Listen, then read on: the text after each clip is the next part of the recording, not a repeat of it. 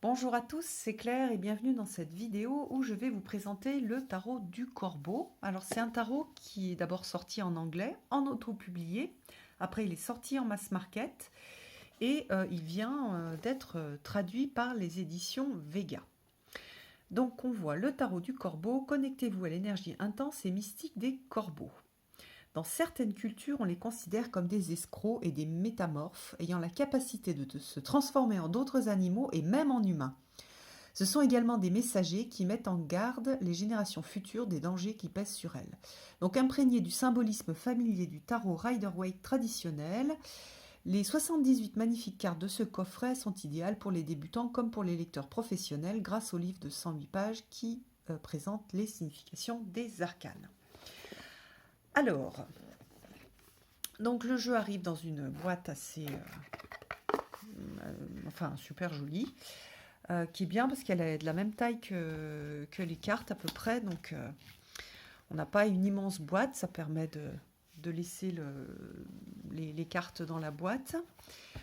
Un livret, et puis donc les cartes sont grandes par rapport à des cartes de tarot classiques. Alors, je vais... voilà, ça c'est une carte de... Et non, c'est même plus grand. Alors attendez, il faut que je vous trouve une carte de tarot. Ah bah oui, voilà. Hop. Donc par rapport aux cartes de tarot classique, vous voyez qu'on a quelque chose de beaucoup plus large et de plus haut. En fait, on a un peu un feeling de, je trouve, plutôt d'oracle. Parce que les cartes sont brillantes. On a du doré sur les côtés. Et Et donc on a plus l'habitude de le voir sur des oracles que sur des tarots, même s'il y a pas mal de tarots qui sortent comme ça maintenant. Donc voilà, donc les cartes elles sont assez costauds. On a donc là, ce que je vous ai montré tout à l'heure, une jolie dorure. J'adore le dos qui est très sobre. Je trouve ça super intéressant d'avoir un dos assez sobre, sachant que vous allez voir, les illustrations sont assez chargées. Donc c'est bien d'avoir quelque chose de sobre derrière. Au niveau du livre. Alors, au niveau du livre, alors je ne suis pas tout à fait d'accord pour dire que ça va être facile pour les débutants.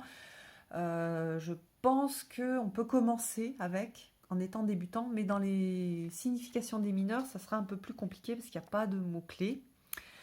Donc voilà, alors on regarde d'abord le départ. Donc une petite introduction, un tirage spécifique du corbeau, ça c'est très sympa, mais il n'y en a qu'un seul. Donc au début, si vous êtes débutant, je vous conseille de tirer juste une ou deux cartes, c'est déjà bien pour interpréter, pour avoir une info sur votre question. Au niveau donc des majeurs, on va avoir ici le fou, les mots-clés, l'élément, sachant que les éléments sont vraiment des éléments alchimiques. On n'a pas de lien avec, par exemple, avec le zodiaque. Voilà, donc on va avoir si c'est plutôt une carte air, terre ou feu ou eau. On a un petit texte en lien avec ce que le corbeau est en train de faire sur la carte. Donc avec un peu la signification, mais vous allez beaucoup vous servir au départ donc des mots-clés. Je trouve que c'est le plus pratique. C'est bien aussi de lire pour comprendre ce qui se passe sur la carte. Et puis la signification à l'endroit et à l'envers. Voilà. À l'endroit, par exemple ici, cette carte vous exhorte à avoir la foi et inversée, elle vous demande d'estimer si vous repoussez ou non les limites de votre foi. Donc voilà pour les majeurs. Et pour les mineurs, on a des mots-clés sur la suite. Voilà, toute la suite des coupes, par exemple, elle va parler de la médiumité, enfin, de la créativité, des rêves et des sentiments. Et ensuite, pour chaque carte, on va plutôt avoir un petit texte. Donc, par exemple, alors attendez, on ne va pas prendre l'as parce que souvent c'est un peu particulier. Par exemple, le 5 de coupe. Donc on a à nouveau la description, donc le corbeau du 5 de coupe se tient sur la rive d'un fleuve, il est dévasté par la perte et incapable de trouver un remède au désespoir. Comme ses pensées ne sont dirigées que vers ce qu'il a perdu, il est incapable de voir les richesses de la vie. Le 5 de coupe suggère que vous vous libériez de votre état d'esprit axé sur le manque pour vous concentrer sur les domaines positifs de votre vie. Le message du 5 de coupe est le suivant: remplacez votre sentiment de manque par la gratitude. Lorsque le 5 de coupe paraît inversé, c'est le signe que vous apprenez de vos pertes passées et que vous êtes prêt à aller de l'avant. Donc voilà, on a ce type de signification. Donc il n'y a pas les mots-clés, c'est dommage parce que ça aurait été facile de mettre quelques mots-clés. Moi, ce que je vous conseille de faire si vous êtes débutant, c'est justement de mettre quelques mots-clés. En plus, vous avez la place. Prenez un crayon à papier, si vous ne voulez pas abîmer votre livre, vous écrivez quelques mots-clés à partir du texte, ça sera pas mal, ou à partir de ce que vous avez vu sur d'autres livres. Voilà. Donc voilà pour le petit livre qui est fourni avec le tarot. Alors, on va regarder les illustrations. Donc, vous voyez qu'il suit le rider, mais au niveau des symboles, il n'y a pas tous les symboles du rider, et il y a d'autres symboles que ceux du rider qui sont dans les cartes. On va retrouver à chaque fois donc le corbeau. On n'a pas des scènes de vie de corbeau, ou peu. On va plutôt avoir le corbeau qui va se présenter à la place d'un être humain, qui va être un peu humanisé, même sur certaines cartes, comme par exemple ici, où on voit qu'il a des petites plumes autour de lui, et puis il est sur le trône en tant que chef, et là on a un peu un lien au signe du zodiaque sur cette carte-là pour l'empereur. Donc c'est un tarot qui est plein de couleurs. Alors il a un bord, et je me suis demandé si j'aimais ou non le bord, mais je pense que je vais le laisser parce que je trouve que l'illustration est tellement chargée que c'est bien aussi qu'il y ait une sorte de cadre autour pour lorsque l'on fait un tirage, pas avoir des choses très chargées les unes à côté des autres. Ça permet de distinguer un petit peu les cartes et de se concentrer sur le tableau. Il y a vraiment, alors après ça c'est hyper personnel, hein, mais au niveau esthétique c'est très sympa comme façon de présenter les choses, hein. On a des sortes de collages, de photomontages, de retravail ensuite au niveau des textures. Donc il y a un travail très original, un travail aussi avec des choses qui sont nettes, d'autres qui sont plus floues. Euh, donc voilà pour le tarot. Alors je trouve que c'est vrai qu'il suit le rider. Par contre, sur certaines cartes, pour les tout débutants, pour retrouver, enfin, c'est pas au premier coup d'œil qu'on va retrouver la carte. Il faut un petit peu réfléchir, notamment, alors pas pour les majeurs. Tenez, regardez comme le diable est beau. C'est vraiment une jolie carte. J'adore la couleur. Je trouve que on a vraiment cette sensation de diable et de vie et de la partie incarnée de l'incarnation, tout en ayant aussi le côté de l'enchaînement. Voilà. Bon, la tour, qu'est-ce que je disais? Oui, ça va demander un petit peu de gymnastique mentale pour retrouver le lien avec la carte du rider. Voilà, par exemple, là, l'as de bâton, le 2 de bâton, le 3. Donc là, en effet, quand on connaît le rider, on sait qu'il y a un personnage qui regarde la mer et qui voit des bateaux qui arrivent au loin. Donc là, on distingue des bateaux, mais c'est un peu plus complexe quand on est débutant et qu'on ne connaît pas la carte. Donc on se dit, tiens, voilà, il y a 3 bâtons et il y a un corbeau et on voit la mer, et puis au loin peut-être qu'on va voir voilà, il va falloir prendre un petit peu de temps sur la carte, se dire bah tiens, il y a une étoile, qu'est-ce que ça signifie? Ah, tiens, on dirait des bateaux. Voilà, donc prend un peu plus de temps.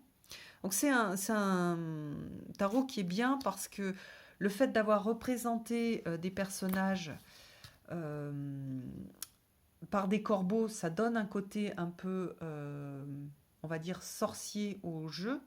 Je pense qu'il va beaucoup plaire aux gens qui travaillent avec ces énergies de sorcier-sorcière, sans avoir des personnages avec tout le glamour de la sorcière qu'on n'a pas forcément envie d'avoir quand on fait un travail magique.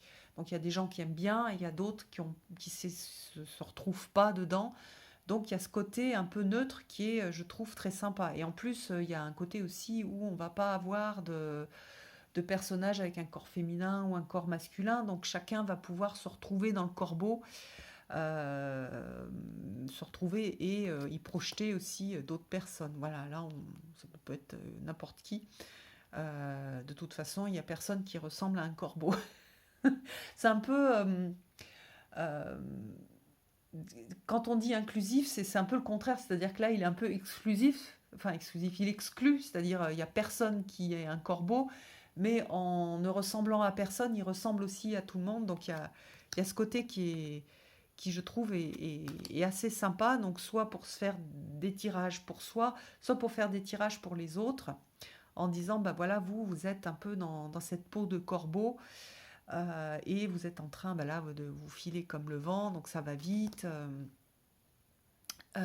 Ici, vous êtes en train de protéger vos arrières. Vous y avez laissé des plumes, mais vous êtes toujours là en train de protéger soit vos arrières, soit vous protégez, soit vous protégez quelque chose. Vous êtes vigilant, il y a le fait d'être sur ses gardes, donc on peut facilement qui que l'on soit, voilà, comprendre le message du corbeau et pas se sentir exclu avec la représentation du personnage. Voilà, donc là, il y a le fait de porter. Donc voilà, c'est le côté, je trouve, chouette. Et puis moi, je trouve que les illustrations sont très jolies. Voilà. Alors après, donc on a les personnages, pardon, de cour, donc le valet, le cavalier, la reine, et puis le roi. Vous voyez qu'à chaque fois, on a le soleil, on a certaines choses qu'on retrouve dans le rider, on a les mêmes fleurs, on a les... Zut. Oh, j'ai tout les tournesols, pardon, voilà. Après, il y a l'explication sur pourquoi il est sur deux lions, un lion. Bon, voilà, on a cette présentation-là. L'as de coupe, avec plutôt cette fois-ci on va avoir pas mal dans les coupes des lotus, donc c'est intéressant. Hop. Donc même chose, on va être, surtout pour les cartes de cours, je trouve, on va avoir à réfléchir un petit peu à la signification. Ça ne va pas venir aussi vite que quand on a des personnages. Bon, là, on voit bien que le... Oh, je ne l'ai pas mis... pardon. Hop, là, c'est le 5. On voit que le corbeau a l'air d'être triste. Donc, on a cette idée de tristesse et de deuil qui sont liés aussi à la carte. Le 6 de coupe, le 7, donc là, par contre, on reconnaît bien. Le 8, avec cette invitation à partir. Mais c'est pareil, c'est moins immédiat que quand on a les personnages qui sont en train de jouer la pièce, en fait.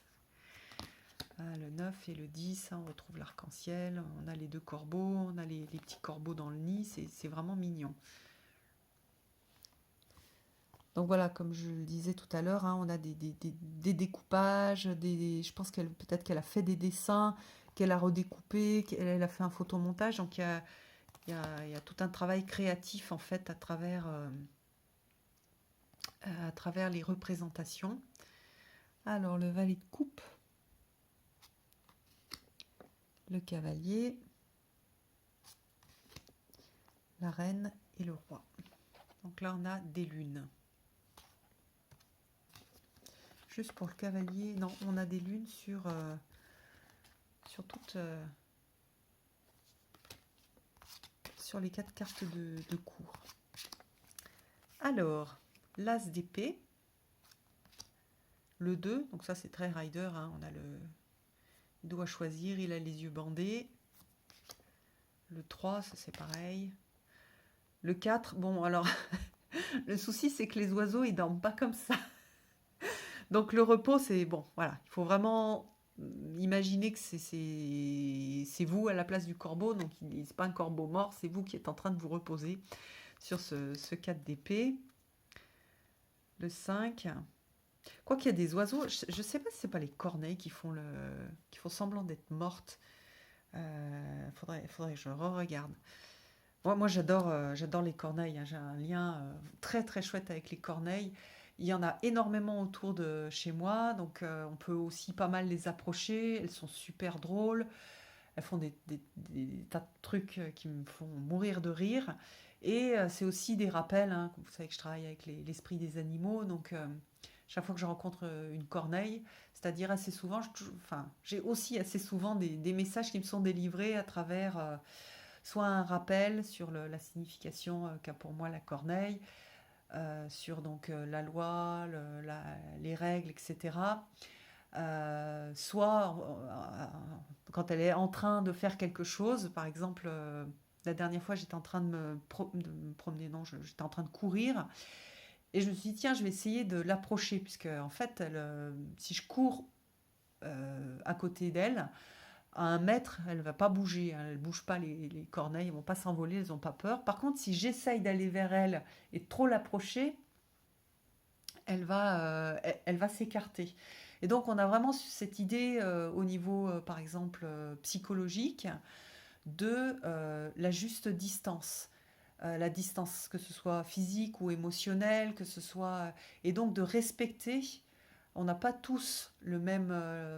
on n'est pas tous à l'aise à la même distance. C'est-à-dire, par exemple, il y a des gens qui peuvent vous parler de très près. Bon, on ne parle pas de la pandémie, mais même, par exemple, dans la famille, qui vont venir et qui vont être très près, et vous vous sentez en insécurité. Donc, il y a cette idée de zone de sécurité à préserver, et que j'ai trouvé, voilà, j'ai trouvé ce message-là de quelle est ta zone de sécurité, qu'est-ce qui est sécure pour toi, d'aller revisiter ça et d'y faire attention. Et c'était tout à fait pertinent par rapport à ce que j'étais en train de vivre et de traverser, les questions que je me posais sur certaines choses. Donc voilà, il y avait quelque chose de super juste voilà, par rapport à cette distance qui est nécessaire pour se préserver et pour rester soi aussi et pas se perdre, hein. D'ailleurs, là, la question qui me concernait, c'était par rapport aux réseaux sociaux.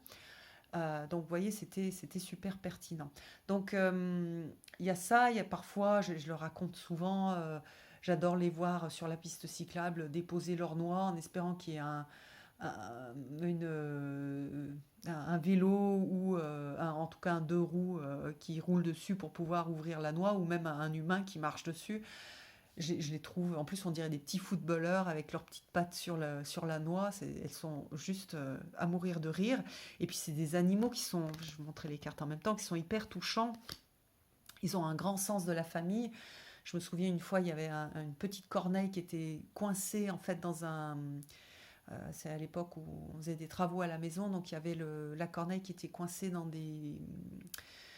une barrière, dans une barrière en fer, là, des petites clôtures qui étaient en rond, ou qui étaient restées sur un côté. Et donc, il y avait toutes les corneilles, les grandes corneilles, qui étaient au-dessus et qui faisaient du bruit.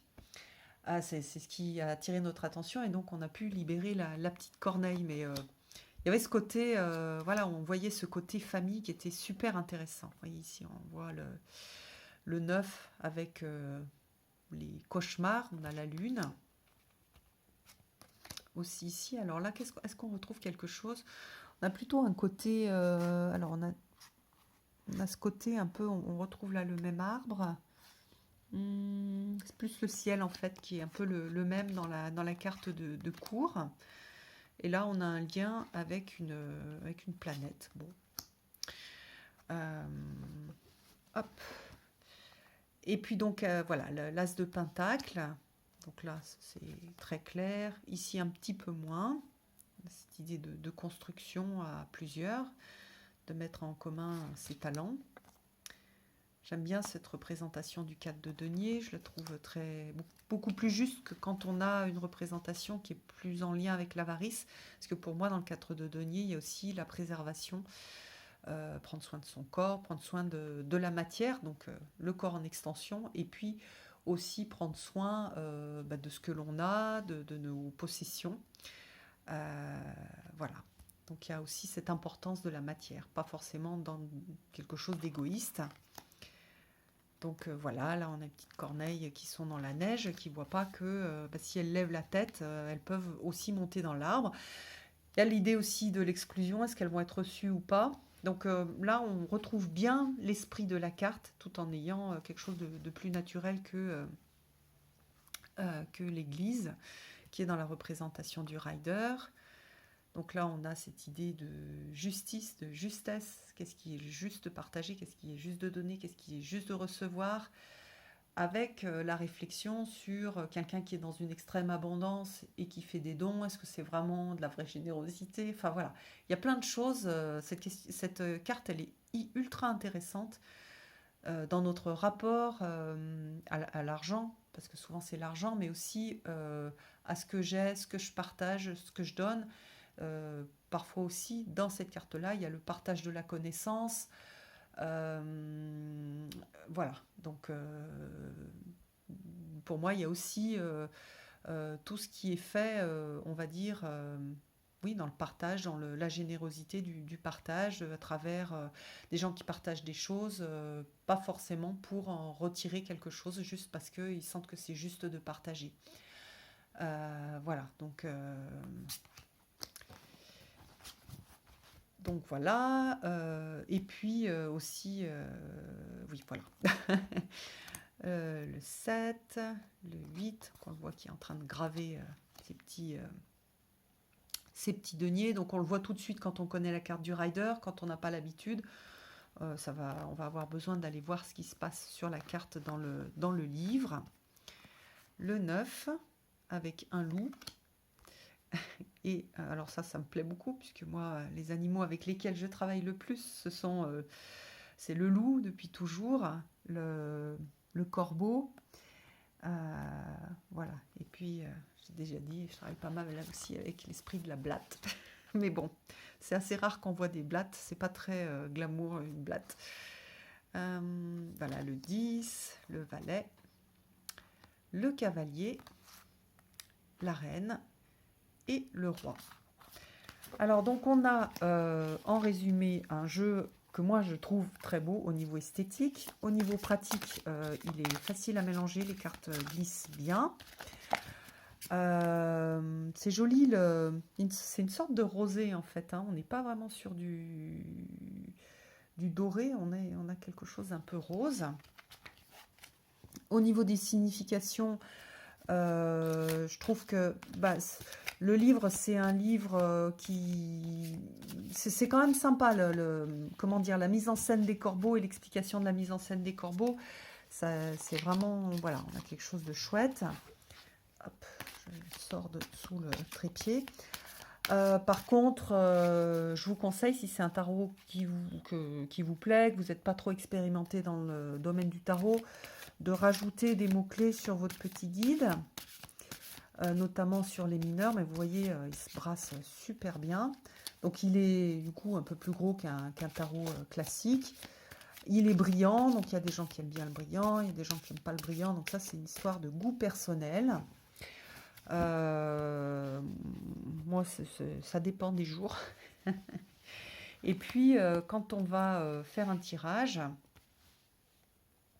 bon, là, j'ai pas assez mélangé, mais on va avoir des choses, voilà, un rendu comme ça qui est vraiment magnifique. Il y a vraiment quelque chose de très chouette.